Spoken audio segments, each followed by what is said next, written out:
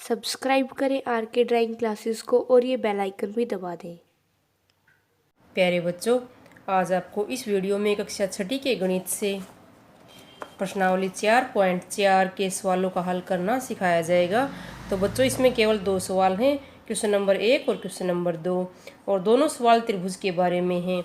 तो इसमें सबसे पहले आपको जानना चाहिए त्रिभुज क्या होती है। तो इसमें बिल्कुल पिछले पेज पर दिया हुआ है बच्चों, जहाँ पर प्रश्नावली 4.3 खत्म होती है वहीं पर दिया हुआ है त्रिभुज 4.11। त्रिभुज एक 3 भुजाओं वाला बहुभुज होता है। जैसे बच्चों ये दिया हुआ है यहाँ पर ABC, तो इस आकृति को, जैसे ये ABC है, इसको अगर अलग से इस तरह से बना लिया जाए तो इस ABC को त्रिभुज कहते हैं। वास्तव में यह सबसे कम भुजाओं वाला बहुभुज है। ये हम पहले भी पढ़ चुके हैं कि सबसे कम भुजाओं वाला बहुभुज त्रिभुज होता है।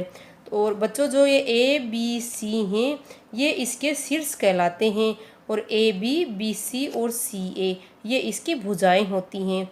और जो ये इसका अंदर का भाग है बच्चों, इसको बोलते हैं इसका अभ्यंतर। क्या होता है? अंदर के भाग को बोलते हैं अभ्यंतर। और जो इसका ये बाहर का भाग है, ये बाहर का, इसको हम बोलते हैं बहिर्भाग। ये पहले भी हमने वक्र में देखा था, कोण में भी देखा था। बाहर के भाग को बहिर्भाग बोलते हैं, अंदर के भाग को हम अभ्यंतर बोलते हैं। और जो ये यहाँ पर ये भुजाएं मिलती हैं बच्चों, जैसे ये दोनों भुजाएं यहाँ से मिली हैं, AB और AC यहाँ पर मिलती हैं A बिंदु पर, तो इसको बोलते हैं शीर्ष। ये यहाँ पर मिल रही हैं AB और यहाँ से CB, तो इसको बोलते हैं B शीर्ष, ये A शीर्ष और ये C शीर्ष। यानी कि त्रिभुज में 3 शीर्ष होते हैं, और ये अंदर जो ये कोने जहाँ पर बन रहे हैं ये 3 कोण होते हैं, और 3 भुजाएं होती हैं ABBCCA। इनके नाम बदल सकते हैं, PQRS, इस तरह कुछ भी नाम आप अलग से लिख सकते हैं। तो इस तरह से बच्चों आपने त्रिभुज के बारे में आप जान लिया है कि ये 3 भुजाओं वाला एक बहुभुज होता है। इसमें 3 शीर्ष होते हैं, अंदर के भाग को अभ्यंतर, बाहर के भाग को बहिर्भाग, और जो ये कोने बनते हैं इनको हम बोलते हैं शीर्ष। और अंदर की तरफ कोने बनते हैं, जो ये आकृति होती है ये होता है त्रिभुज का कोण। 3 कोण होते हैं, जैसे ABC। तो इस तरह से बच्चों हम अब प्रश्नावली के सवालों का हल करना आपको सिखाएंगे। तो सबसे पहले देखते हैं बच्चों क्वेश्चन नंबर 1। त्रिभुज ABC का एक रफ चित्र खींचिए। इस त्रिभुज के अभ्यंतर में एक बिंदु P अंकित कीजिए और उसके बहिर्भाग में एक बिंदु Q अंकित कीजिए। बिंदु A इसके अभ्यंतर में स्थित है या बहिर्भाग में स्थित है? तो बच्चों, इसमें आपको त्रिभुज ABC का एक रफ चित्र खींचना है। आपको बहुत ज़्यादा माप कर या प्रकार पेंसिल के द्वारा नहीं खींचना है, रफ चित्र खींचना है। तो आप इस तरह से एक रफ चित्र खींच लीजिए।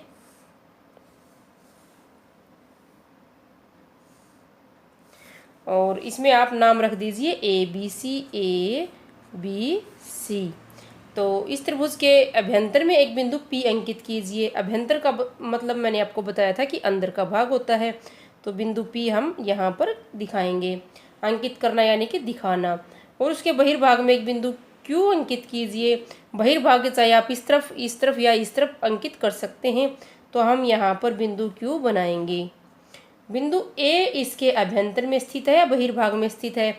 तो बच्चों, अब इस आकृति में ये पूछा गया है कि बिंदु A कहाँ पर स्थित है, इसके अभ्यंतर में यानी कि अंदर की ओर, या इसके बाहर में कहाँ पर स्थित है? तो बच्चों, हम देख रहे हैं कि A बिंदु, A, B और C तीनों बिंदु क्या हैं? त्रिभुज के शीर्ष बिंदु हैं। यानी कि न तो ये इसके अभ्यंतर में अंदर की तरफ है और न ही बहिर्भाग में है। तो इसका आंसर हम लिख देंगे बच्चों, आंसर बिंदु A न तो त्रिभुज की आप आकृति बना सकते हैं बच्चों। त्रिभुज लिखने की बजाय इस तरह से त्रिभुज बना दीजिए। त्रिभुज ABC के अभ्यंतर में स्थित है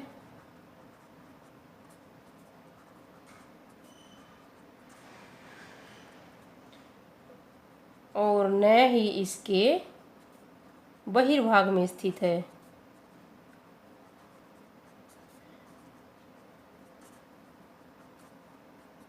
बहिर्भाग में स्थित है। क्योंकि बिंदु ए त्रिभुज का एक शीर्ष है। क्योंकि बिंदु ए त्रिभुज ABC का एक शीर्ष बिंदु है, या शीर्ष भी लिख सकते हैं। क्वेश्चन नंबर 2, इसके बच्चों 1 2 3 4 पार्ट दिए हुए हैं और इसमें ये आकृति आपको दी गई है। साथ में ये जो गणित में आकृति थी मैंने जो की थी इसको बनाया है। क्वेश्चन नंबर 2 ए पार्ट, संलग्न आकृति में 3 त्रिभुजों की पहचान कीजिए। तो संलग्न का अर्थ होता है बच्चों साथ लगती। ये आकृति आपको दी गई है गणित में, 3 त्रिभुजों की पहचान करनी है इसमें। तो हम देख रहे हैं बच्चों यहाँ पर ABC जो ये बड़े वाला त्रिभुज है, एक त्रिभुज तो ये हो जाएगी। फिर दूसरी त्रिभुज बच्चों अगर हम इसको हटा देते हैं इधर तो ये ABD त्रिभुज हो जाएगी। इस त्रिभुज को ढकने के बाद बच्चों ये ADC त्रिभुज बन जाएगी। तो इस तरीके से इसमें 3 त्रिभुजों की पहचान हमने कर ली है। अब हम इनके नाम लिख देते हैं। तो सबसे पहले हम लिखेंगे त्रिभुज का आप इस तरह से साइन बना सकते हैं। त्रिभुज ABC बड़े वाला त्रिभुज, और फिर त्रिभुज ABD, और तीसरा त्रिभुज है बच्चों त्रिभुज ADC, ये वाला त्रिभुज छोटे वाला त्रिभुज ADC। अब देखते हैं बी पार्ट, 7 कोणों के नाम लिखिए। तो बच्चों हमें इसमें 7 कोणों के नाम लिखने हैं। तो सबसे पहले जो हम बड़े वाला त्रिभुज है बच्चों ये ABC, एक बार आप इसको भूल जाइए AD को। तो इसमें आपको ये कोण A, कोण B और कोण C दिखाई दे रहे हैं। आप इनका नाम सबसे पहले लिख सकते हैं, कोण A, कोण B, कोण C। अब देखिए बच्चों आप कि जो ये कोण A है इसके 2 पार्ट हो गए हैं इसके द्वारा, AD के द्वारा। कोण का नाम मैंने पिछले वीडियो में आपको सिखाया था लिखना, कि जहाँ जिस बिंदु पर कोण है उसको आपको बीच में लेना है। हमें इसको छोड़ना है, एक बार इसको ढक लेना है इस तरह से, और फिर इधर वाला कोण देखना है त्रिभुज ABD में। तो ये कोण BAD आ जाएगा, कोण BAD। अब बच्चों आप इधर वाली त्रिभुज को छोड़ दीजिए। फिर ये इधर वाला कोण है इसमें DAC त्रिभुज में, तो इसको लिखेंगे कोण DAC। अब बच्चों इसी तरीके से जो ये कोण D है ये यहाँ पर 2 कोण ये बन रहे हैं इस त्रिभुज में। त्रिभुज ABD में कोण ADB, इधर वाला पार्ट लिखेंगे। फिर इस त्रिभुज में ADC में, त्रिभुज ADC में बच्चों कोण ADC, D का पार्ट इसमें लिखेंगे। तो अब कोण ADB, ये वाला कोण है जो ADB, और अब इस वाले कोण का नाम लिखेंगे कोण ADC। तो इस तरह से बच्चों आपको ये क्रम से नाम लिखने हैं।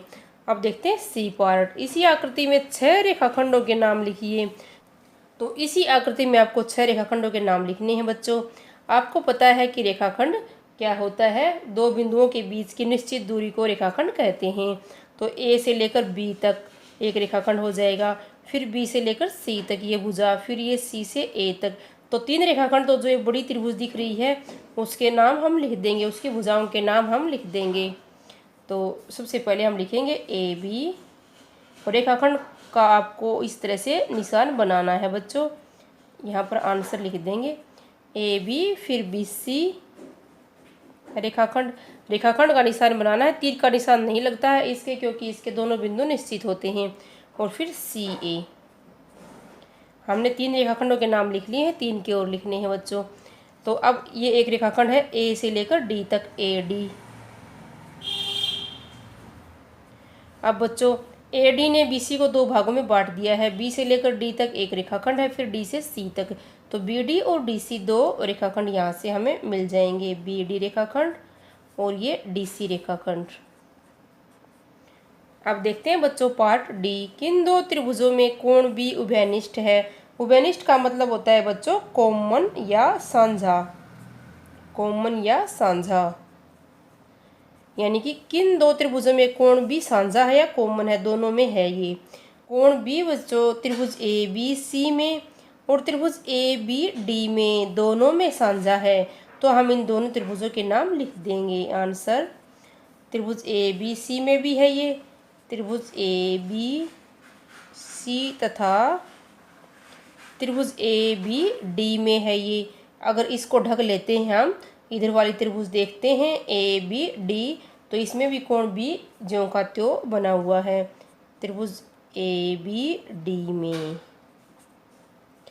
तो इस तरह से बच्चों हमने इस वीडियो में प्रश्नावली 4.4 कक्षा 6 के गणित से क्वेश्चन नंबर 1 और 2 के सवालों का हल करना आपको सिखाया। अगर आपको सवाल अच्छे समझ में आए हों तो आप वीडियो को लाइक ज़रूर करें और चैनल को भी सब्सक्राइब कर लें। थैंक यू बच्चों।